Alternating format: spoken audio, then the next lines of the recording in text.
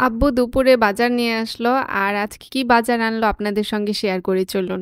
অচেনা কি যেন একটা মাছ এনেছে, এই মাছ তো আমি জীবনেও দেখিনি, আজকে ফার্স্ট টাইম দেখলাম। আম্মু তো এই মাছ দেখার সঙ্গে সঙ্গে আব্বুকে বকাবকি করছিল যে তোমাকে কি বাজার করতে দিয়ে পাঠালাম আর তুমি কি বাজার করে আনলে।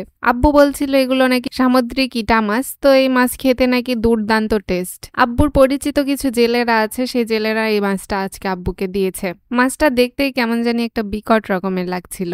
আসসালামু আলাইকুম, সবাই কেমন আছেন? আশা করছি সবাই অনেক ভালো আছেন। মহান আল্লাহর দয়া এবং রহমতে আমিও অনেক ভালো আছি। আমি যতদূর জানি এই মাছটার নাম সাকার ফিশ, আর এটা আমি ইউটিউবে দেখেছিলাম অনেক ভিডিওতে, বিশেষ করে নিউজ ভিডিওগুলোতে এই মাছটা আমি কিছুদিন আগে দেখেছিলাম। কিছুদিন বলতে বেশ কয়েক মাস আগেই দেখেছিলাম। এই মাছটা নাকি বুড়িগঙ্গাতে অনেক পাওয়া যাচ্ছিল এবং প্রতিটা মাছের পোনা ডিম এগুলো নাকি খেয়ে ফেলে। আম্মু তো এই মাছ দুইটাকে ফেলে দিতে চেয়েছিল আমার কথা শুনে, তারপরে আব্বু বলল যে আচ্ছা ফেলে দাও। দেন আম্মুর মনে হলো যখন টাকা দিয়ে কিনে আনা, তো জীবনে প্রথম এবং শেষবার এই মাছটাকে খাওয়া যাক আজকে। এই মাছটার চামড়া এতটাই শক্ত ছিল যে বটি দিয়েও কাটা যাচ্ছিল না, মনে হচ্ছে যে ঢাল তরোয়াল দিয়ে এই মাছটা তৈরি, এতটা শক্ত। ট্রাস্ট মি, সবাইকে বলবো এই মাছ কেউ কিনবেন না, এটা কিন্তু খুবই বিষাক্ত একটা মাছ। আমি ইউটিউব ভিডিওতে দেখেছিলাম এটা বিষাক্ত মাছ, এটার গায়ের চামড়াগুলো ফেলে দিয়ে ভিতরে খাওয়া যায়। মাছটা কাটা ভীষণ পেইনস্টেকিং, কারণ এটার গায়ের কোনো কাটা যদি হাতের সঙ্গে বেঁধে যায় তাহলে সেই স্থানে ক্ষত তৈরি হয়, ঘা হয়। মাছ কাটার সময় তো আম্মুর হাতে 2টা কাটা ফুটেছিল, আমি জানি না কি হবে, আমি একটু লবণ এনে দিয়েছিলাম আম্মুকে। মাছের চামড়া ছিলে ফেলার জন্য আম্মু খুব চেষ্টা করছিল, কিন্তু কোনোভাবে এটা ছিলা যাচ্ছিল না, মানে কুমিরের চামড়ার মতো শক্ত ছিল।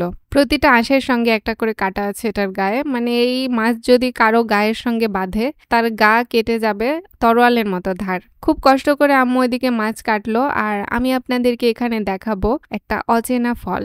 আমরা তো শহরে থাকি আর শহরের ছেলেমেয়েরা অনেক কিছুই চিনি না, তো আজকে আপনাদেরকে এই ফলটা দেখাচ্ছি। এটার নাম নাকি গড় আলু।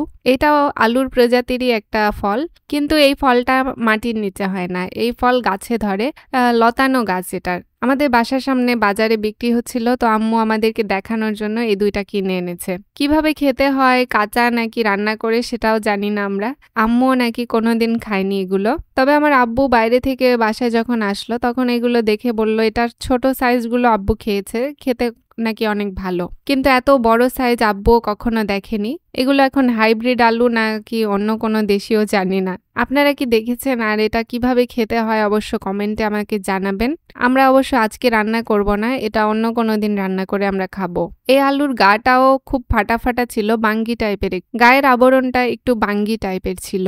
আজকে আমাদের বাসায় সাকার মাছটা রান্না করা হচ্ছে, আর এটা আম্মু একবারে ভুনা করে ফেলবে, মাছটা খুব ভালোভাবে ভেজে নিয়েছিল। সাকার ফিশ রান্না করা আমাদের শেষ। এই যে দেখেন ওই মাছের ভুনাটা, মাশাআল্লাহ দেখতে ভুনাটা এতই লোভনীয় লাগছিল, খেতেও অনেক ভালো হবে আশা করছি। দুপুরে আমরা সবাই একসঙ্গে খেতে বসেছি, আর সর্বপ্রথম আব্বুর প্লেটে দেয়া হলো সাকার মাছের ভুনা। এই মাছটা কাটতে আজকে আম্মুকে অনেক কষ্ট করতে হয়েছে, আম্মুর হাতেও 2টা কাটা ফুটেছে। আজকে আমাদের আরেকটা তরকারি রান্না হয়েছে, সেটা হচ্ছে কক মুরগির তরকারি। যে কক মুরগির তরকারিটা তো দেখি আমার খুবই ভালো লাগছিল, খেতেও মাশাআল্লাহ অনেক সুস্বাদু হবে। এই মুরগিটাতে প্রচুর পরিমাণে তেল থাকে, আর এই মুরগি খেতেও খুবই সুস্বাদু। আমি বড় বড় 2টা সাইজের আলু নিয়েছি আর 2 পিস মাংস নিয়েছি, আর এই যে সাকার ফিশটা নিয়েছি।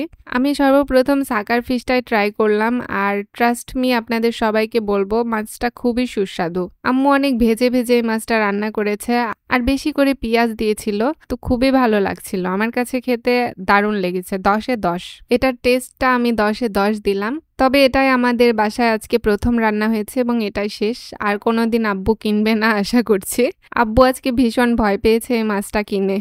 আজকের ভিডিওটা এখানেই শেষ করছি, দেখা হচ্ছে আপনাদের সঙ্গে নেক্সট কোনো ব্লগে। আল্লাহ হাফেজ।